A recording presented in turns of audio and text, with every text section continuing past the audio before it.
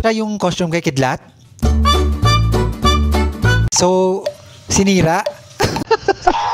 So guys, nakita nyo naman yung second month shoot ni Baby Tokyo na kung saan siya ay si Athena and then si Kidlat ay si Olaf mo. Olaf yung busog. Ito sa costume na to guys, tingnan nyo. Sinira na lang talaga. Sinira na lang talaga nila yung costume para lang talaga magkasya kay Kidlat. Pero bago ako magkwento guys, dito kami ngayon sa Baguio and kakain tayo ng ice cream. And syempre may pang-scoop tayo for today's video. Nakita nyo naman yung photoshoot ni Baby Athena. Siya ay si Elsa, Frozen. And alam nyo, sobrang cute talaga niya for today's video. And yung Frozen na yon guys, muntik na din hindi magkasya sa kanya yung kanyang gown. Tingnan nyo yung picture niya. Sa una lang yan maganda, pero pag tinalikod mo yan, likod reveal Kidlat. Parang ang bilis lang talaga dahil, diba? Kasi 2 years ago, ang pinicturean natin si Kidlat. And sobrang cute-cute din niya. And sobrang, alam mo yon yung theme ni Kidlat before, it's all about kay Michael Jackson. And diba, kaabang-abang talaga yung mga monthly photoshoot nila. Katulad din yung kay Kidlat, sobrang inaabangan din. At yung kay Baby Athena. So ano kaya ang theme ni Baby Athena next month? Okay. And isa pa sa napansin namin, Lai, no? Si Kidlat kasi, nung first month niya, hirap na hirap talaga kami magpa-picture. Hirap na hirap namin siya picturean. Kasi nandun si Kong tsaka si V. So ngayon, itong second month ni Baby Tokyo, isa sa napansin namin na wala si V doon tsaka si Kong. Sobrang nakikipag-interact talaga si Kidlat sa amin. Sobrang, alam mo yon, sobrang bibo niya, nakikipag-playtime siya. Siya pa nga yung nag-i-insist minsan na magpa-picture na siya kasi nagmamadali na siya, Day. Nagmamadali na siya mag-picture na kay Baby Athena. So parang feeling ko next month talaga, Sir Kong tsaka Miss V, pwede bang wag muna kayong sumama para hindi ma-distract si Kidlat. Kasi minsan, di ba, pag ang mga bata kasi, pag nandyan yung mga mommy at tsaka daddy, parang yun yung feeling nila na parang may attitude sila na, alam mo yon, nasusuyuin. May attitude, basta may attitude sila. Ako lang ang nakakaalam nun. Kami lang ang nakakaalam. Pag kami lang, nakasama, nakikipag-interact sila. Pero pag nandyan yung parents, nagdadrama, nagiging sensitive, wala siyang choice kundi makisama na lang talaga sa amin, Day. Wala na siyang choice kundi makipaglaro.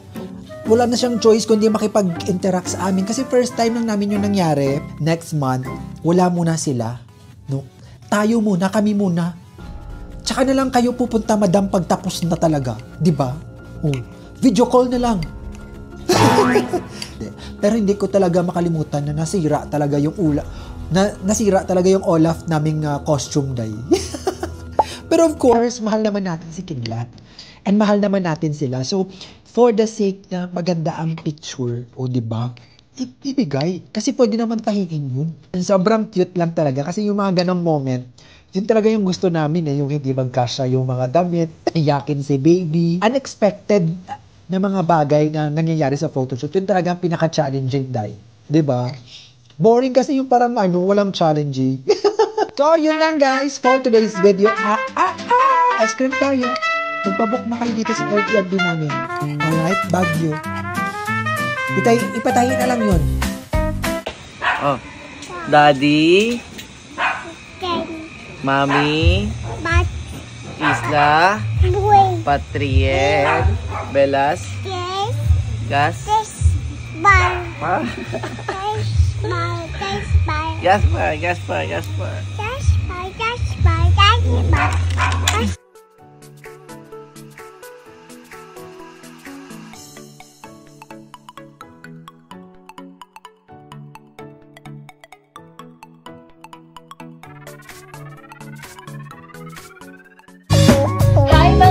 Ako si Tony Fowler. Halos karamihan ang tingin sa akin ay Walker. Puro lang tuwad, wala namang alam. Puro pagbabash, wala kasing laman. Pero totoo na bobo ako, programmer ako.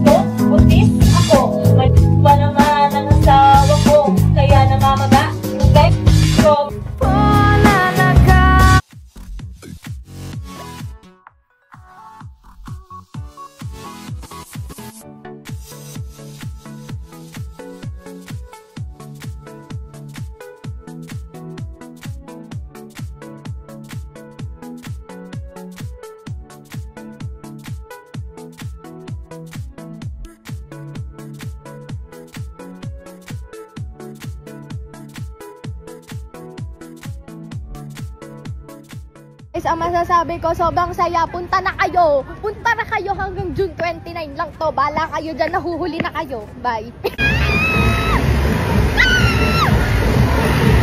Hi guys! So today, paliliguan natin si Cookie.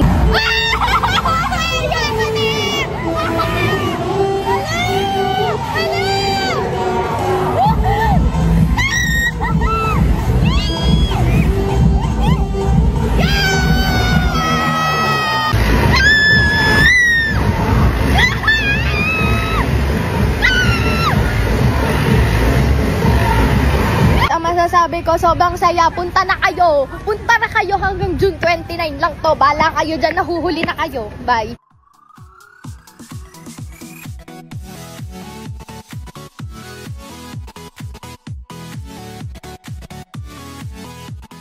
Anak niya yan ini-invite. Yung mayroon talaga siyang nabibuild na personal relationship. Pero alam namin na friends kami sa labas. Pero pagdating sa work, todo bigay kami kasi yung leader namin ay friend. Kumaga parang gano'n. Basta, malinaw ba yung sinasabi ko? Basta gano'n. Importante na merong personal relationship ang isang boss at ang isang agent. Para maging effective yung team. Kaya nga team, di ba? Kasi parang kung merong pagkukulang yung isang member, dapat mapupunan ng ibang member. Tapos it's important na laging nag-share ang isang team ng best practices ng bawat isa. Because we learn from each other. If you're not subscribed to Team Payaman, why not? Coconut Pocknot. Subscribe now and ring the notification bell. Gago!